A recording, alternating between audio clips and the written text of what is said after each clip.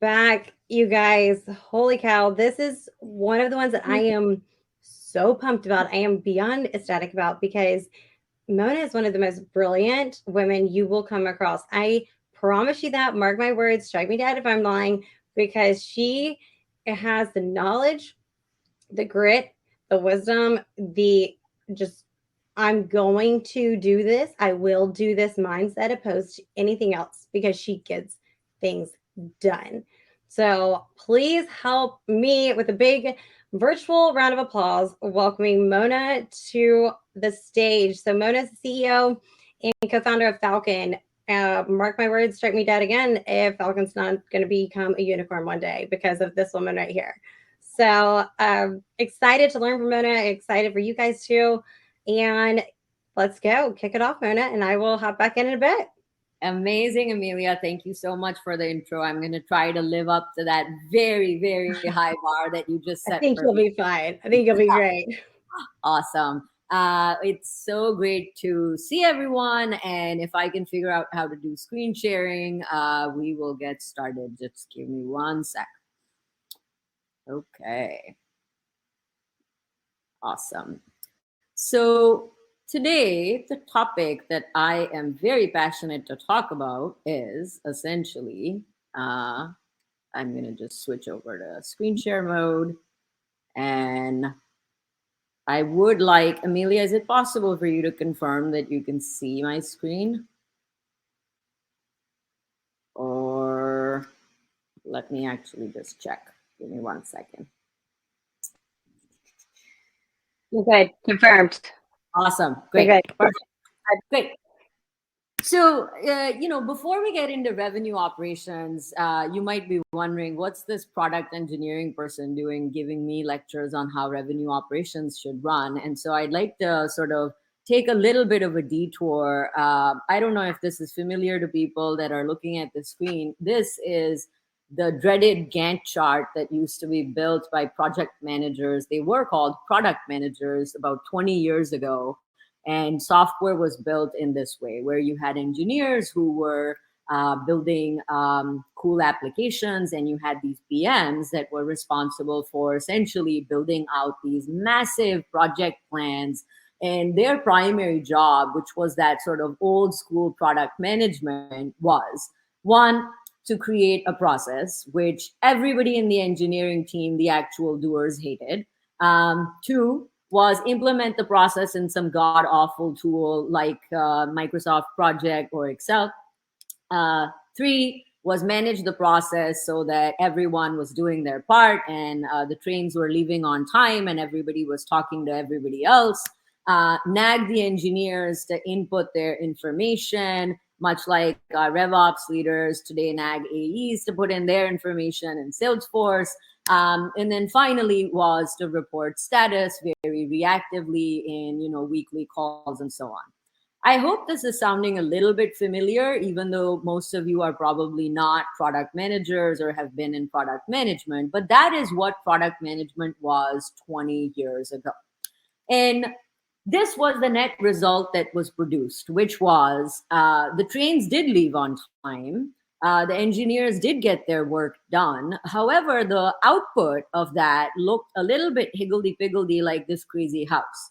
And that resulted in this profound thing that resulted in a change in the entire product management industry, which was, when you build something without having an architect, you end up with something that is an absolute mess. It simply does not work. It doesn't work for your customers. It doesn't work for your business, and it doesn't work for your employees.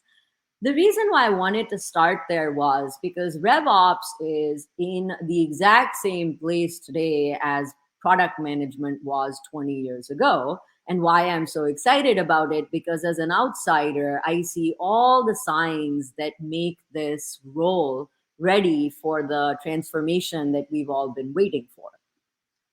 Now, old school RevOps, unfortunately, it started with just renaming people in the address book from sales operations to revenue operations, but the role remained the same, which was predominantly focused on sales. A lot of people that are RevOps leaders today grew up as Salesforce admins, right? And so their job and their early career training was all around creating processes. These were people that really cared about making the process as comprehensive as possible because they were process oriented, not results oriented. Then to implement those processes in tools like Salesforce and so on. And then nag the sales team to follow those processes like, hey, you can't move an opportunity from stage X to stage Y until you go through these 17 steps. And oh, by the way, we have 35 stages in our funnel and there are 17 steps per stage, which means no AE is ever going to follow any of that process, and then complain about how the data in the CRM is totally garbage, but still your senior leadership team is asking questions about what our pipeline looks like and where are we going to be at 3 quarters out. And the classic old school RevOps person is at the receiving end of all these questions in reaction mode, in fire drill mode, preparing board decks, QBRs, preparing for pipeline calls often on Sundays by downloading a bunch of spreadsheets from Salesforce. And finally, the one that gets me the most is this pseudo collaboration with marketing. But, at the end of the day, it's really all about sales. So the collaboration really runs incredibly shallow because, as I mentioned, simply changing the title of a function from sales ops to RevOps does not really fulfill on the promise of revenue operations. And so the current state and the impact of tactical revenue operations, what I call note-taking revenue operations, is very similar to the higgledy-piggledy house that I showed you, which is not customer empathetic, it is not business-centric, it's not collaboration-centric, results in the following things. Sales remains on its side of the house. Marketing remains on its side of the house. Sales development, who the fuck even cares? And customer success, oh my God, that is definitely not our problem. So we're asking ourselves that question again. Do we need the role of this architect, this fundamental strategic thinker in the go-to-market team that can help us face the challenges of a bear market, and I hope what becomes a long-term trend of focus on margin instead of focus on growth at all costs? Before I get into what I feel are the traits of strategic revenue operations, it is important to belabor the point that tactical revenue operations has a pretty severe impact on any SaaS company. One, marketing and sales, cats versus dogs instead of one team. I love both cats and dogs, but I actually have cats and dogs and they don't get along. So the silos between teams have not actually been bridged as we had hoped that they would be. Second is tactical RevOps continues to spend 80% of its time on short term, and the 20% that they do spend on long term ends up being very reactive instead of proactive. By short term, I mean if 80% of your time is spent on figuring out how to save this quarter and prepare for meetings for this quarter, maximum have visibility 1 quarter out, you're not really looking around the corner. And that's pretty typical of tactical revenue operations. And then the third and big impact on the business ends up being the volume in your go-to-market funnel ends up being lower than you'd like. The win rates of this funnel end up being lower than you'd like. The velocity of deals that are moving from start to finish in the funnel ends up being significantly slower than the business would like for its, a 3x, 3x, 3x, 2x growth. And then last, the value that is being delivered to customers, for which average contract value is essentially just a proxy, ends up going down over time because we're in desperate mode and we're trying to win deals. And then last, and this is, as a founder of a data company, and this to me is a fireable offense. If any RevOps leader of mine ever tells me our data is not clean enough for us to get any insight out of it, they should fire themselves, because this is an age-old argument that has been used in order to really avoid being data-driven and be qualitative and have a golf-oriented way of doing sales as opposed to a data-oriented way of doing sales.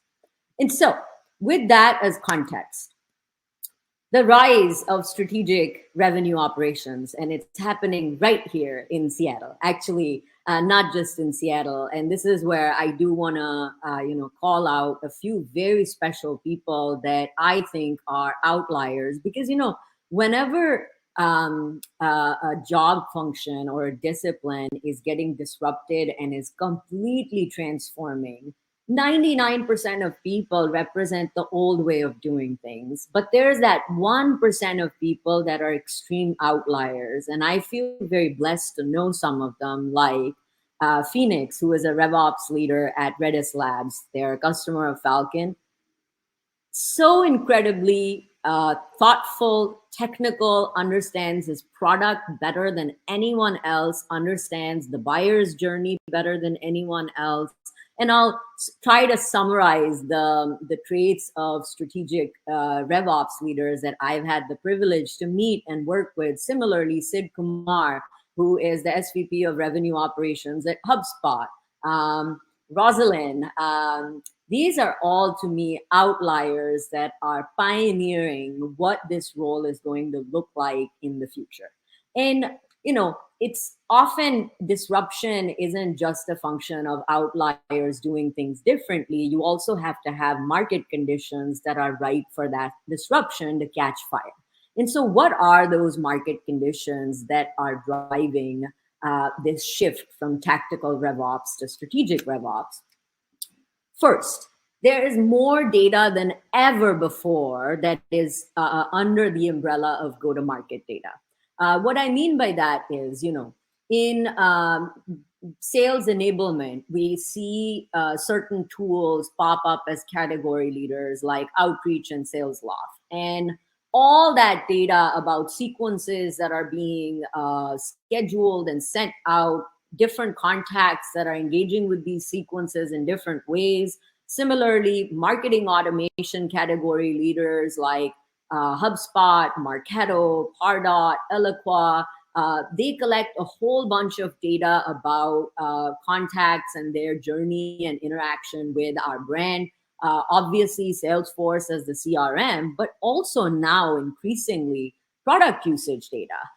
Because even non-PLG companies are using product usage data to drive expansion revenue and to drive net revenue retention. And so there is just the data that we are collecting that RevOps needs to be using has exploded, and this is not going to change anytime soon. And usually when that kind of data explosion happens, very shortly after that, you see players emerge because spreadsheets stop being a way that scales to be able to derive insight from that data. The second biggest sort of disruptor that is going to make this change happen, and it is inevitable, is new business models have arrived and they're here to stay. And by that, what I mean is both product-led growth, usage-based pricing, hybrid models that combine product usage, and net, the result being shorter deal cycles, aggressive land strategies, followed by a large percentage of revenue actually coming from expansion motions.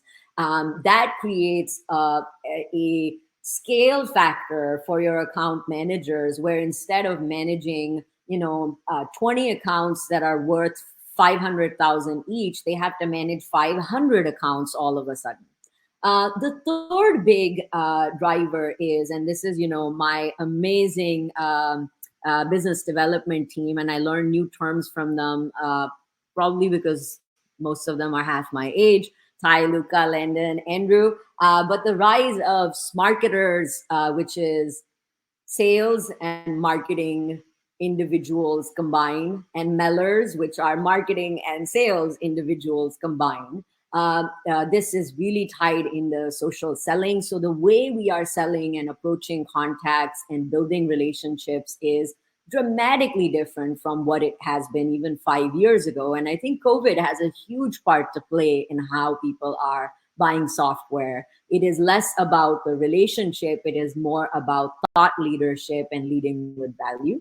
And then fourth and last, we're seeing this bear market. And when we were fundraising, actually, we got a lot of advice and a lot of questions about how we were going to survive given that this was a bear market and nobody was willing to spend money on vendors.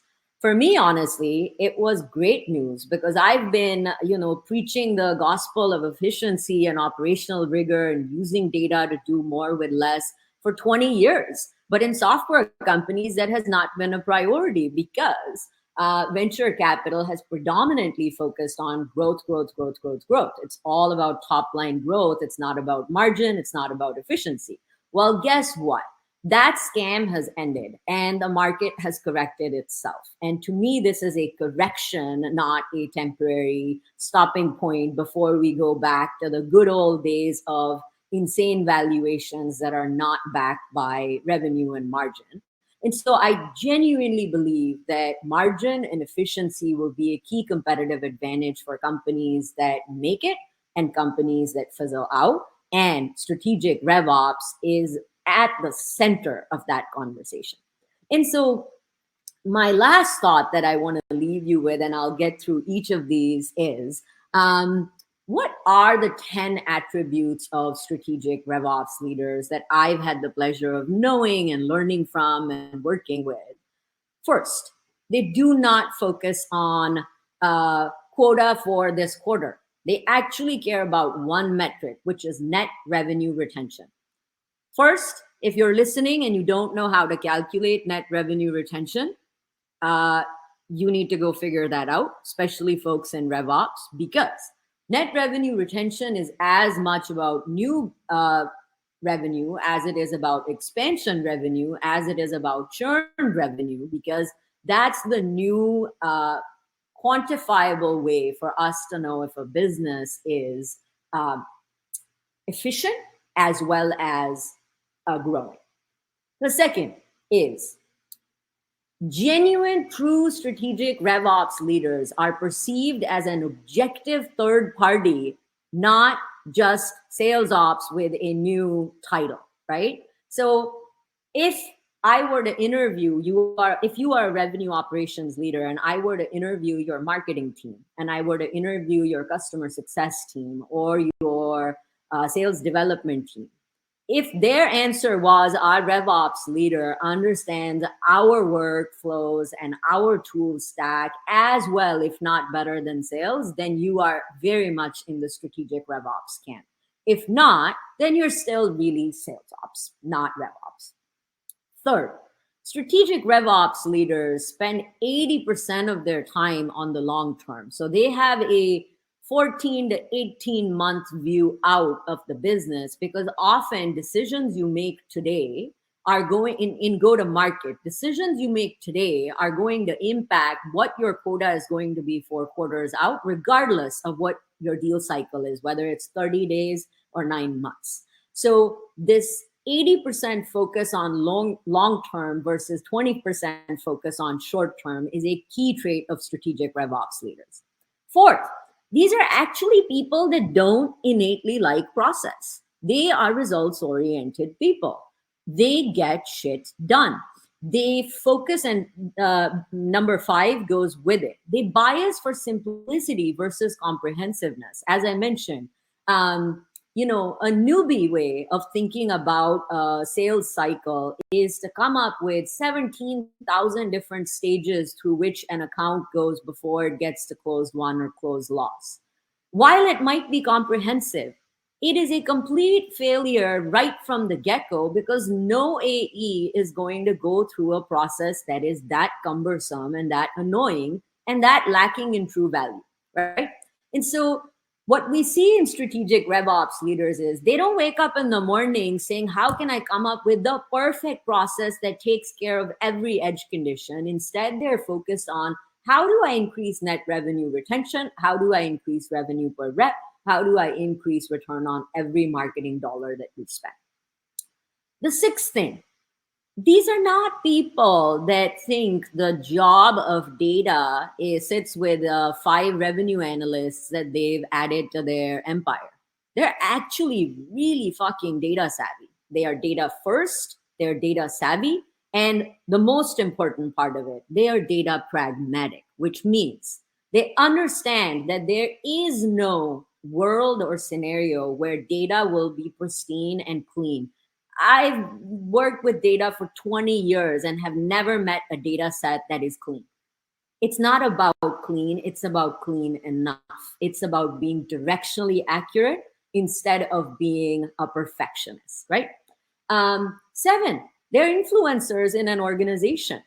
They are able to influence marketing to think about attribution, just like they are able in a very specific way, just like they're able to help sales think about brand development in a very specific way. So these are people that generally have highly sort of influencer oriented skills where they have a high level of empathy, they're great active listeners, they talk to a lot of disciplines within their company, much like product managers, modern product managers do.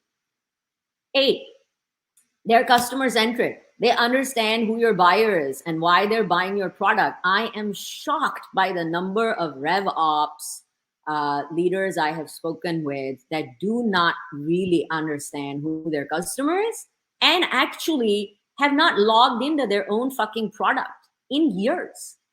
If you do not know what your product does and why customers buy it, how can you possibly be strategic and look around the corner and figure out where the next $200 million of opportunity is going to come from for your business? And then the last, which is my favorite, I don't think this is unique to RevOps, but it is very unique to all people that are strategic, but also get shit done. They have their head in the clouds, which means they are capable of thinking in abstract concepts and think big. But their feet are on the ground. They are detail oriented. They understand at the field level what's going on and why it's important. And this is, to me, the 1% of strategic RevOps leaders that are going to really set the standard for what this entire discipline looks like over the next 5 years. And I personally am very excited to partner with such leaders. I am now going to stop sharing my screen and I hope we can answer some questions. Let me do that. Here we go.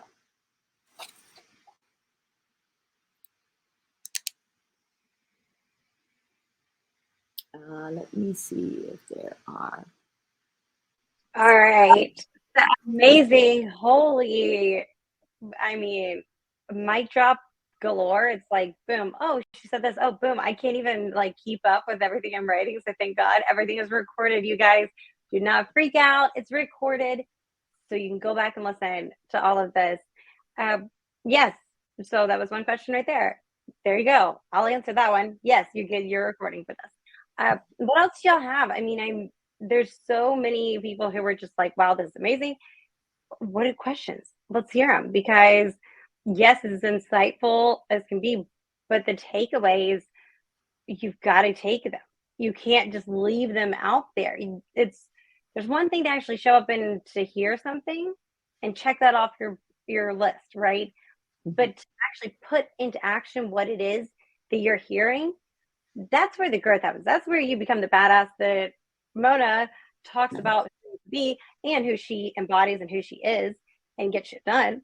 Whereas those who say they will and they don't, and then there's those who say they will and they can and they make it happen because they don't doubt themselves because they know what they're doing. They invest in themselves, they invest in others, and they seek knowledge from other people too who have been there. I mean, don't be full of shit either. Show up and actually know what you're doing. I mean, know what you're doing. And if you don't, it's okay to not know. start from the bottom, start somewhere, and then grow. And then grow. Ask the right people. Don't be afraid to ask questions. Totally. So we do have a question here. Okay, so Mona, where should RevOps live? This is from Farah. So they're a marketing-led engine, no sales team with a fairly strong PLG motion. Should RevOps live in marketing, product, or under the operations umbrella? That's such a great question, and I'll give you a parallel here. Again, in product management, 20 years ago, product management was not a C-level position. I actually think 5 years from now, there will be a chief revenue operations officer, and they will be their own discipline, and revenue operations will live under them. In the meantime, as I mentioned, to me, it's very important that RevOps be perceived as objective, which is why there are inherent risks in having it report up to the CMO or the head of sales, because by definition, if they report up to one of these two disciplines, they are not perceived as being objective. So I'll state the contrarian opinion that I think in the absence of a chief revenue operations officer, it should live with finance and report up to the CFO. That also drives a lot of analytical rigor, because the way a finance team examines revenue is often very different and actually statistically correct compared to how sales teams think about revenue, because their incentive structures are different. So I think that's the best parking spot until we get to the point where this role has earned a C-level title itself. No, it's a great question, great response. That absolutely makes sense. And I wouldn't, going to the reporting to finance absolutely is where, if you shift your mindset and you have this one perspective, okay, this is what I believe, this is what I think, this is the only thing I know, and you don't ask those questions, no, I wouldn't have even thought that, right? Like my mind, and I've been a part of RevOps, I've sold RevOps services, and that to me is a new insight that I'm excited that I'm taking away, that I can use. I don't know when, where, how, what, but I will, because it's little things like that that add up to be that knowledge that you can pour into others, to where you become an expert in the totality of what the sales layout and landscape really is. So, yes. All right. So Bob Orlando shared that he's looking to continue building the RevOps team over a company, struggling with finding lots of fully tactically minded folks, and struggling with his VP and C-suite, understanding that RevOps can be hugely strategic.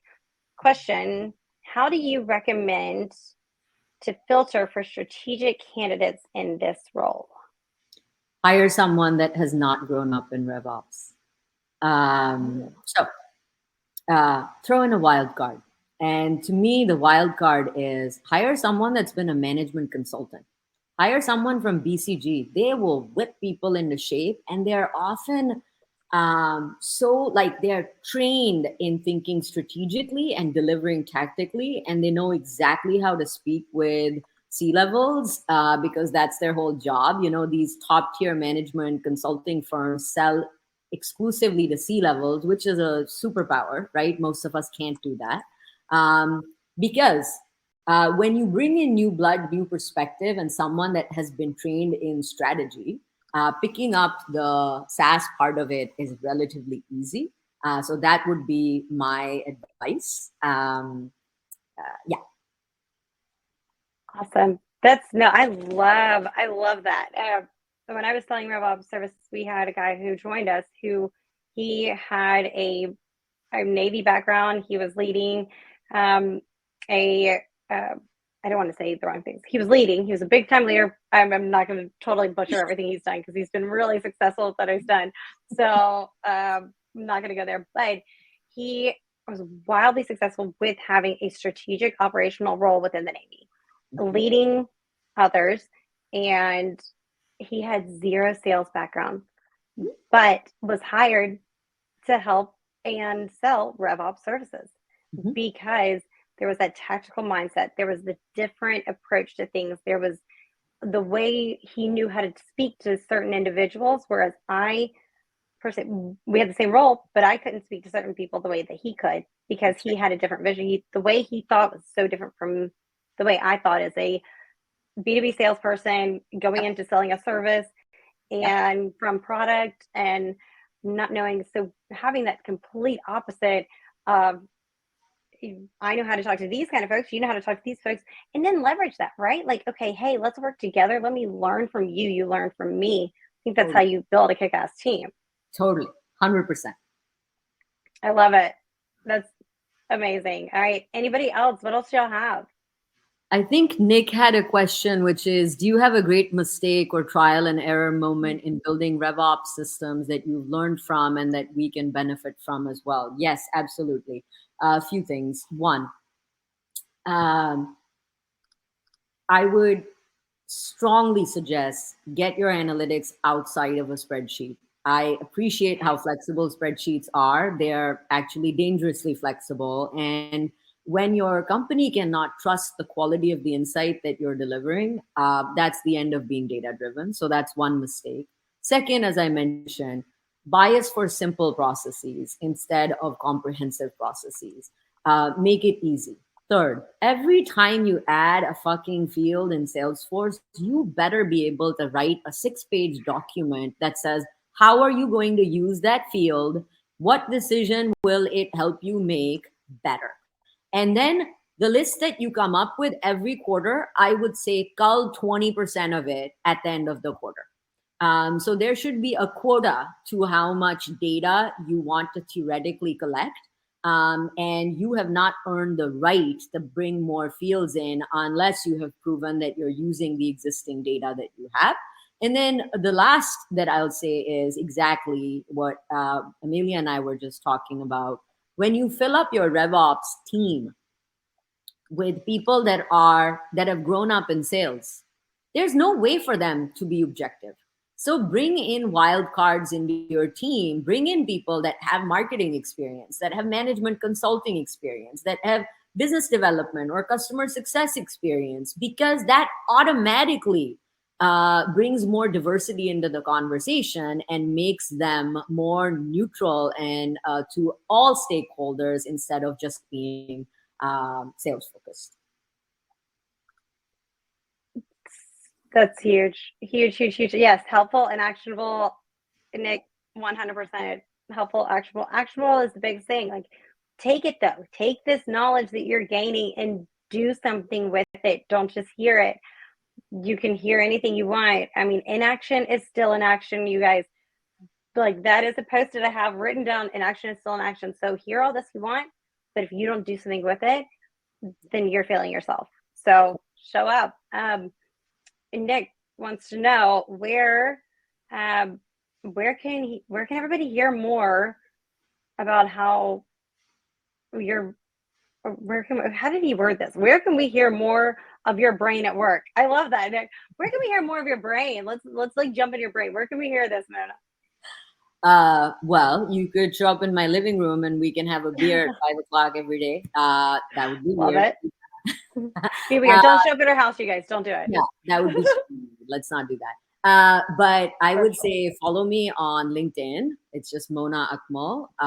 And I'm just starting my journey of speaking up. I'm a huge introvert, so it's difficult for me to actually speak my brain. But my team, especially our BDR team, has really encouraged me to start posting.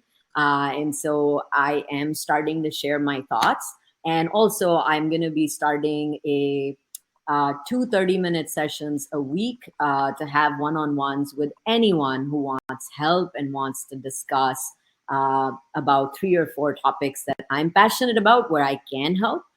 So just sign up for one of those slots and we can have a deeper conversation. And I'm going to post details of that on my on LinkedIn today. Yeah, go color her bell in. I don't know why I say that, but I don't like to say ring the bell. I think that's weird. Go color Mona's bell in and follow her content because it is raw and real, and it's not like the content that you're reading. There's not unsolicited advice.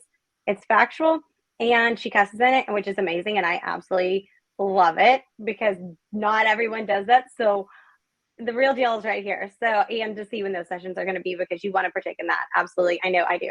So, Mona, thank you so much for joining, being a part of this. I know that there were huge takeaways for me, for everybody here. Go follow her, you guys. Thanks so much for joining us. Awesome. Thank you, Amelia. Thanks, Rev Genius team. Really appreciate the time.